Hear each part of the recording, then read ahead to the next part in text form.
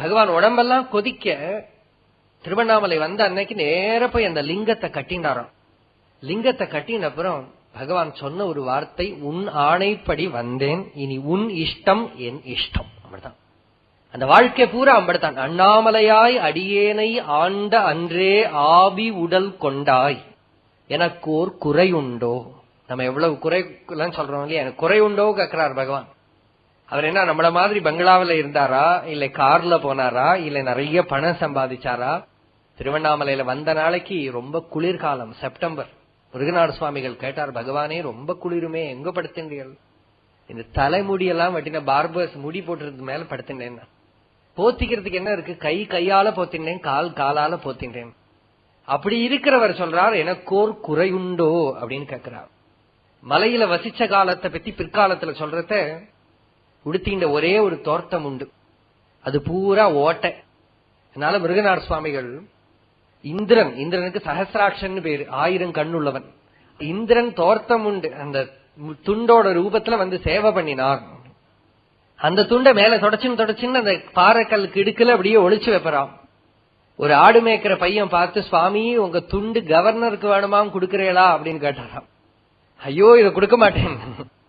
ஒரே கௌபீனம், அந்த கௌபீனத்துல ஓட்ட வந்தப்ப அதுல இருந்து நூலை எடுத்து ஒரு முள்ளுல ஒரு சூஜியா உபயோகப்படுத்திண்டு அந்த முள்ளாலேயே அதை தச்சு உடுத்தினாராம் அந்த கௌபீனத்தை. அப்படி இருக்கிறவர் சொல்றா, எனக்கு ஒரு குறையுண்டோ அப்படின்னு கேட்கிறார். நீ என்னைக்கு என்ன ஆள் கொண்டையோ, ஏன் குறை இல்லை, ஏன் நமக்கெல்லாம் குறை வருது?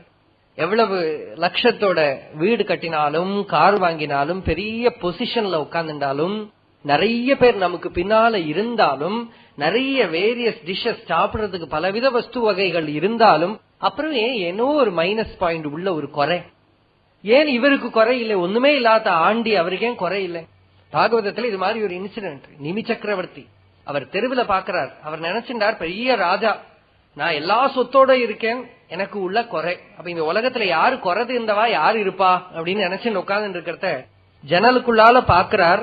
தெருவில் ஒருத்தர் ஓடி வந்துட்டு இருக்கார், கௌபீன மாத்திரதாரி, குழந்தைகள் கூட விளையாடின்னு வர்றாராம். இஸ் பப்ளிங் வித் ஜாய், ஆனந்தமா வந்துட்டு இருக்காங்க. ராஜாவுக்கு பொறாமை அவரை பார்த்து. அப்ப ராஜா வந்து கேட்கிறார், சுவாமி நீங்க எப்படி இப்படி ஆனந்தமா இருக்கீங்க? நான் எல்லாம் இருக்கிற சக்கரவர்த்தி, என்னால இருக்க முடியல, எப்படி இருக்கேன்? இப்படி கேட்கப்படாது இல்லையா? உலகத்துல சுகமா இருக்கிறவாளை பார்த்து நீங்க ஏன் ரொம்ப சுகமா இருக்கீங்க? ஹெல்த்தியா இருக்கிறவாளை பார்த்து உங்களுக்கு ஹார்ட் அட்டாக்கே வராதா, உங்களுக்கு கேன்சரே வராதா கேட்ட எப்படி இருக்கும்? அந்த மாதிரி கேள்வி. ஆனா அப்படி இருக்கு. அவரே சொல்ற, உலகம் பூரா கொதிக்கிறதே, அதுக்கு நடுவில் நீங்க எப்படி ஆனந்தமா இருக்கேன்னு கேட்கிறார். அந்த மாதிரி பகவான் வந்து எல்லாரும் பலவித பொசிஷன்ல இருக்கிற நிலையில கௌபீன மாத்திரதாரி, அது ஒரே உடுத்த கௌபீனம், பிக்ஷை எங்கேயோ தெருவில் கிடைச்ச பிக்ஷை, அதுவும் வந்த நாளைக்கு கொஞ்ச நாளைக்கு உலக நினைப்பே இல்லாதக்கு பாதாள லிங்கத்துல சரீரம் இருக்கா இல்லையா தெரியாம இருந்தார்.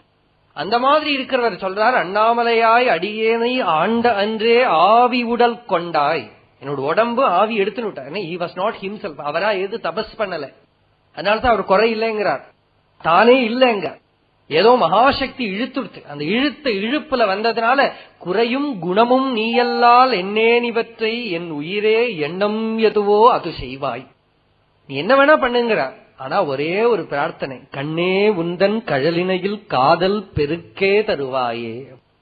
உன்னுடைய பாதத்துல அப்படி ஒரு காதல் பெருக்கு, அது என்ன ஒரு பந்தம், என்ன ஒரு பந்தம். அந்த மாதிரி ஒரு பிரியத்தை நினைக்கிறத எனக்கு கொடு. எதை வேணா விட்டுடலாம், குருவை விட்டுவிட முடியாது.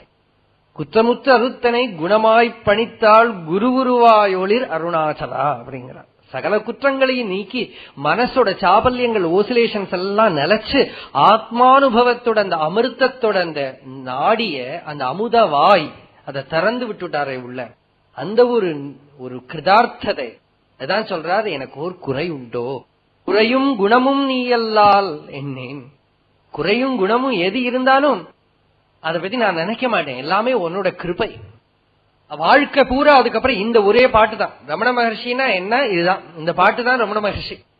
இந்த ஒரே பாட்டு தான் ரமண மகர்ஷி. தன்னோடதுங்கிற இச்சை கிடையாது, தன்னோடதுங்கிறது கிடையாது. நமக்கும் ஆமாம் இந்த ஒரு க்ஷணத்துல இப்ப நம்ம கேட்டு இருக்கோமே பகவான் வாழ்க்கை, இந்த க்ஷணத்திலேருந்து if we can make it practical in our life here and now, இனிமே நான் எந்த குறையும் கண்டுக்க மாட்டேன், எப்படி இருந்தாலும் நான் கண்டுக்க மாட்டேன், என்ன வந்தாலும் அவனோட இச்சை. என்ன வந்தாலும் பகவானோட அனுகிரகம் அப்படின்னு எடுத்துக்க முடியுமானால் நமக்கும் குறையெல்லாம் போயிடும். ஞானத்தோட சீக்ரெட், சரணாகதியோட சீக்ரெட் இவ்வளவுதான். சரணாகதினா சின்னமெல்லாம் போட்டுப்பா வைஷ்ணவா இல்லையா, அதனால ஐயங்கார்னு பேரு. 5 அங்கங்கள்ல சின்னம் போட்டுக்க.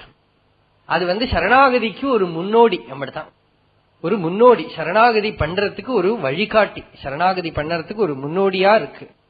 ஒரு அம்மா சொன்னா ரொம்ப மனசு கவலையா இருக்குன்னு ஏதோ சொன்னா.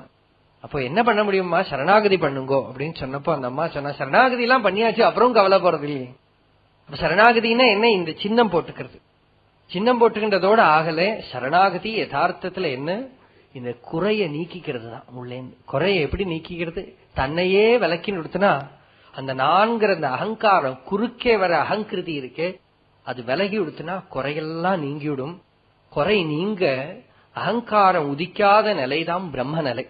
உள்ளது 40 ரமணர் வார்த்தை, நான் உதியாதுள்ள நிலை, நாம் அதுவாய் உள்ள நிலை. அந்த நான் உதிக்காம சதா இருக்கக்கூடிய நிம்மதி, சாந்தி, அமைதி, அந்த அமைதி நம்மளை விட்டு விலகாம இருந்துடுத்துனா, என்ன விவகாரம் பண்றதையும் சங்கீதத்துல ஸ்ருதி மாதிரி அந்த அமைதி நம்மளை விட்டு விலகாம இருந்துடுத்துனா, அந்த அமைதிதான் பிரம்மானுபவம், அமைதிதான் தியானம், அமைதிதான் பகவான் காட்டக்கூடிய உசந்த நிலை, முக்தி நிலைங்கிறது. அந்த அமைதிய ரமண பகவான் நமக்கு கொடுக்கணும்.